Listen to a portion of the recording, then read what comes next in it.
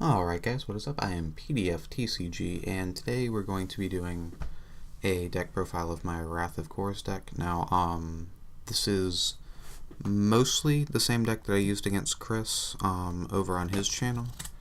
You can go check that out if you're interested.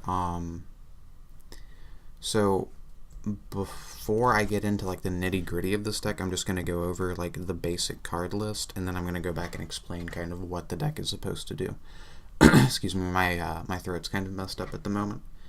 But yeah, this is kind of a nice deck because it really doesn't rely on a bunch of fancy stuff. This is mostly commons and then some rares found in the starter decks.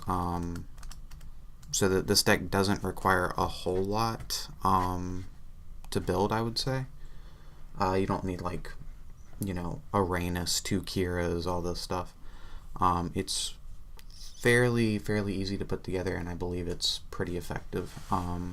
So anyway, so we're running the Black Core and Land of the Immortals as one of our royalty rares.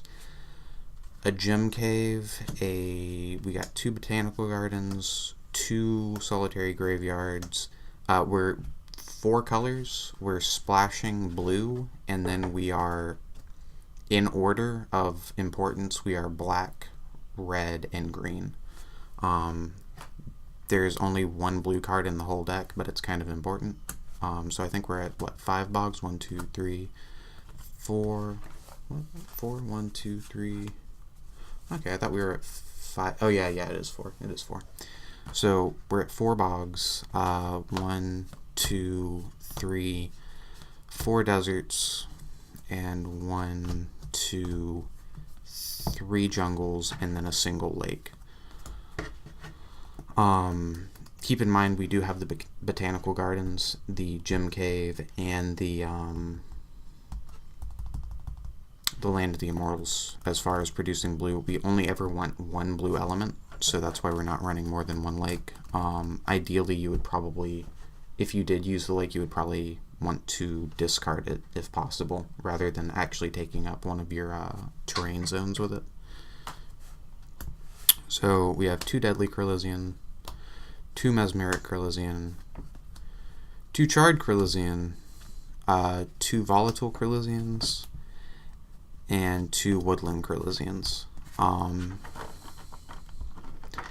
That probably seems like a lot.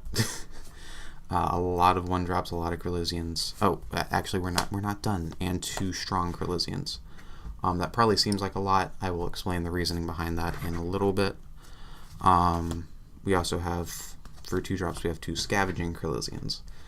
1 Nature's Claim. This lets us search a terrain. I believe that is only a normal terrain.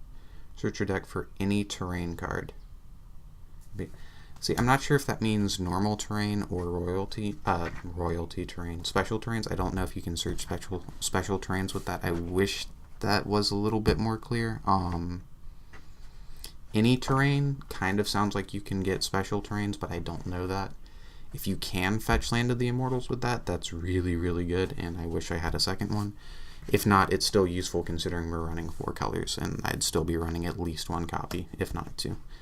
We're running 1 Black Magic and 1 Mind Wreck. I do wish I had a second Mind Wreck. I don't know if I should be running a second Black Magic or not. At the moment, we're only running 1, though. 1 Black Mage Sister, 2 Backstabs. Backstab is just really solid removal. 2 Undying Tombs, 2 Campfires, 2 Juvenile Scrats, 2 Scrat Breeders, 2 Adult Scrats, a Wild Cerberus, and then for our last royalty rare, we have the King Wyvern. Okay, so getting into the explanation bit of this video, the primary focus of the deck is Campfire and Undying Tomb, combined with primarily Chrysians. So Undying Tomb says that whenever one of your creatures is removed from play, you can pay its cost to add it back to your hand. So if one of our 1-cost Chryzians were to die, we could pay 1 to return it back to our hand. The other card that the deck kind of focuses around is Campfire. So Campfire says that every time a creature is... It's a relic, and every time a creature is played onto the terrain that it's on, you get to draw a card, or every time a creature is moved onto the terrain that it's on. So yeah, I'm going to be totally honest here and say that I think both of these are probably a little too strong on their own. And then the Chryzians, I think, particularly the 3 colors that we're running, the blue and white ones aren't as good. But the red, green, and black, along with the Scavenging Chryzian, are all kind of a little bit overpowered, in my opinion. And then all of these things happen to synergize extremely well with each other. So with all of that put together, this deck is kind of gross, in my opinion. Like, I don't think... If I were making the game, none of these cards would have been made, or would have been significantly downgraded. Campfire is effectively a +1 every single turn. You basically get to draw an extra card at least. Undying Tomb basically says that you never run out of cards. With these combined, during me and Chris's game, I ended up having to be rather concerned about the maximum hand size in the game, and like getting a hand that is too large. Fortunately, the maximum hand size is 10, so I never had to discard, but I got rather close. So the basic idea is every turn you can play like a 1-cost Chryzian onto the Campfire, and then the next turn you can sacrifice it, and then play it again. Free card every single turn. With the ones that grant elements, that'll only cost you 1 element, so you'll be able to draw a card every single turn for the cost of 1 element. With the other ones, each color has 1 Chryzian that grants an element when you sacrifice it, and 1 Chryzian that does something else. So, for instance, the Volatile Chryzian does 200 damage. That can be 200 damage to their core, that can kill a small creature, it can do a lot of stuff. Woodland Chryzian just grants an element. Strong Chryzian, you can use this to fuel Campfire, however, generally you won't. So, the reason that the Chryzians are kind of busted is not even their synergies with the Undying Tomb and the Campfire. But if we take a look here, so the average for a 1-cost creature is a 400 stat total. So the Woodland Chryzian is a 500 stat total with a positive effect, and it only misses on a 1. A lot of the 1-cost creatures will miss on like a 1 or a 2. Now, they do have a downside on the 2, most of them. However, it's not as significant, at least in my opinion, as a miss. So they just end up being better than basically all the 1-drops. I'm going to go ahead and say all the 1-drops, and they end up being better than a lot of the 2-drops. That's why you don't see a lot of 2-cost creatures in this deck, is because I would rather, like, the 1-cost Chryzians are better than a lot of the 2-cost creatures. So we got 2 of the Woodland Chryzians. The Volatile Chryzian is a 400 stat total, and its sacrifice effect isn't as good as some of the others. This is probably... I would say that the Volatile Chryzian is probably the weaker one, although it can be removable. Situationally, it's extremely useful. However, I would say it's outclassed by a lot of the other ones. Charred Chryzian is a 500 stat total with upside. Keep in mind, 400 is standard. The Strong Chryzian, I don't understand. Because the Strong Chryzian is a 700 stat total. Now, admittedly, it does have a larger downside on the 2 than a lot of the other ones, and its sacrifice ability isn't great. However, if its 2 was a miss, which would be worse than the downside, and it didn't have this ability, I would still use it. And I would still run 2 in every deck that I could. The Deadly Chrizian is a 600 stat total, which is, again, great. And its ability is when you sacrifice it, your opponent discards. So what this means is that if you have the Tomb and the Campfire out, every turn you can play this, or rather you would need to play it, then the next turn you could sacrifice it, return it to your hand, and play it again. Which would result in you drawing a card and your opponent discarding a card, netting you +2 every single turn for 2 mana. Two elements, excuse me. So this very quickly wins you the game. After 3 turns, that's a total of +6. And your opponent probably is out of cards in their hand at that point. And you are just continuously drawing cards. The general focus of this deck, the Mesmeric Chrizian, is a 500 stat total. You can sacrifice it for an element. And then the Scavenging Chrizian is a 800 stat total for 2. And you can sacrifice it to draw a card. Sometimes you'll do that. It's not the best thing to be dropping on your Campfire every turn just because it costs 2, which means you'll need to pay 4 to play it and then sacrifice it each turn. Or I guess sacrifice it and then play it each turn. But it's still just huge for a 2-cost creature. And it does still synergize really well with Campfire. It's still a +2.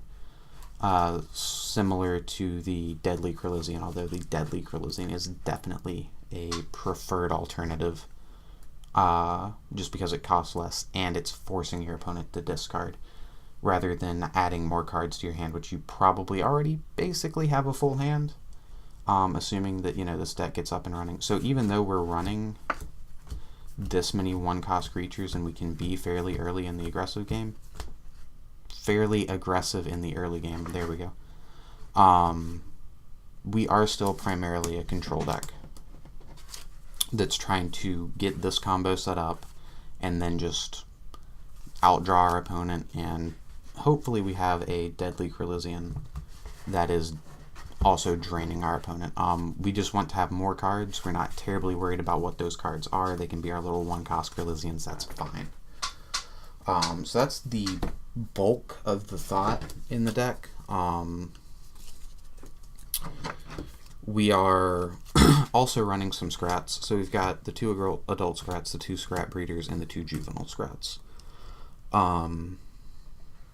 So these are a 600 stat total, which we have 1-cost creatures that are 600 and 700 stat totals.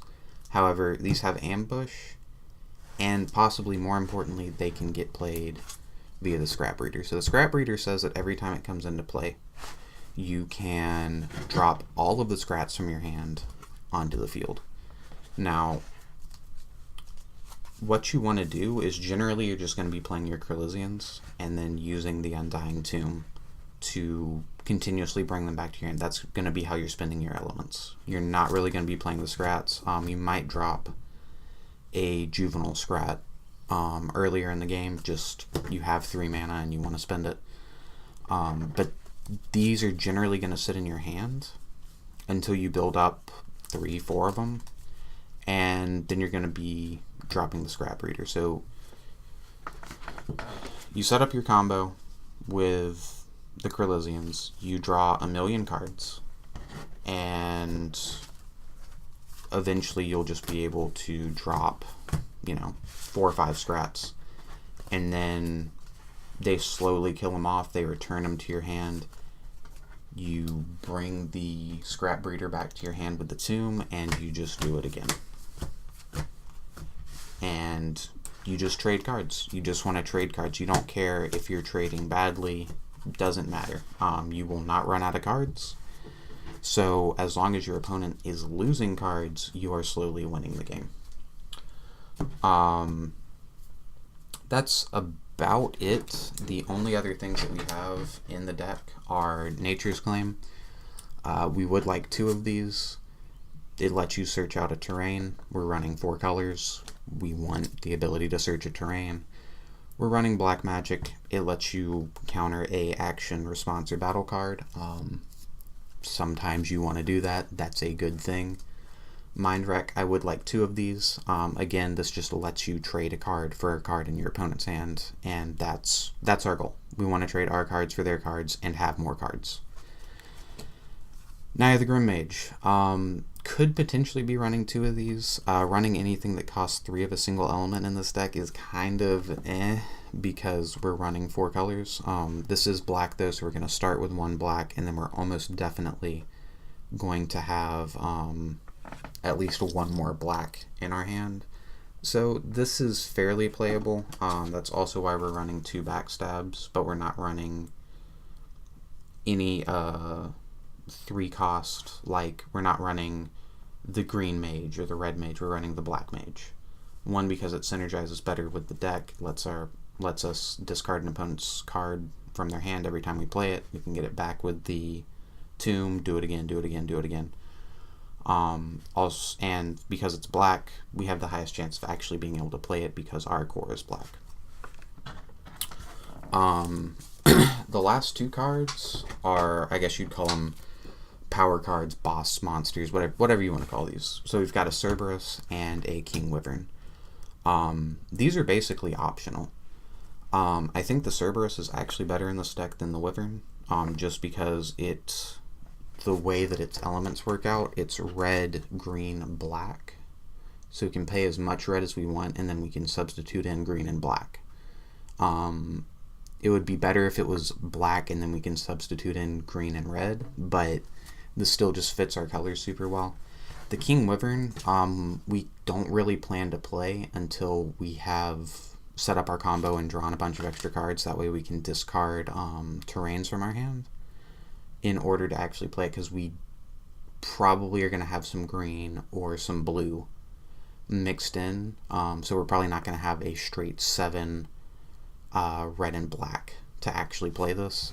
So we plan to draw a bunch of cards, have terrains to discard, and then play it. You could probably play this deck without either of these. I would like a second Cerberus. The Wyvern is really just there because we can have a second royalty rare, and I want to use that slot on something. I'm kind of hoping that I get something better to put in this deck than the King Wyvern once the next set comes out, but I don't know what royalty rares are going to be in that, obviously. What are the colors of the starter? The colors of the starter decks are blue and green, so we probably won't use that, and then there's black and white, and we definitely won't use that. So maybe there will be something in the starter decks that's a little bit better for the deck than the King Wyvern. Other than that, the only thing left to go over is land, which I think I've pretty much covered. We're running the plus health lands on all of these just because, as I said, while we can apply some pressure in the early game, we really want to get our combo set up and just slowly drain our opponent out. So anything that lets us get to the late game is good. So we've got a lake. We've got 3 jungles. The lake, we only have 1 because we never want to have 2 blue elements. 3 jungles, 4 deserts, 4 bogs plus our core. So like I said, the heaviest color is black, followed by red, followed by green, and then just a splash of blue. Running 2 of each of the dual terrains. We wish we were running 2 gem caves, but I only have 1. Land of the Immortals, and again, Core of Darkness. So I think I went over all the major points of the deck. I am running 18 terrains. In my game against Chris, I was running 19, which seemed heavy. Okay, and we're back. Sorry about that. So I was running 19 against Chris. It seemed kind of terrain heavy. I think with Wrath of Kors you want to be a little bit terrain heavy because you're able to discard 1 card or not discard, but put one card on the bottom of your deck at the start of each game. And I feel like you would rather that be a terrain. Like, you would want to have too much terrain in your hand and then be able to shift one to the bottom, particularly if you're running multiple colors, so you can kind of pick it out. But 19 seemed a little bit heavy. 18 might still be a bit low. Chris said he was running 15, which seems too low. I think like 16 to 18 is probably about where you want to be. I'll need a little bit more playtesting to be able to confirm that. So we're running 18 because we're running 4 colors, and obviously you want to be a little bit generous with your terrain when you're running 4 colors. And like I said, I think you want to be a little bit heavy in Wrath of Course because you can always just shift it to the bottom, and you would rather have slightly too much than be, only have like 1 or 2. I guess that's about it. Thanks everybody for watching. Anyone that actually watched this whole video, I appreciate it. Let me know if you feel like there's any adjustments that could be made, any improvements. Yeah, I guess that's about it. Thanks for watching. Appreciate it. Have a nice day.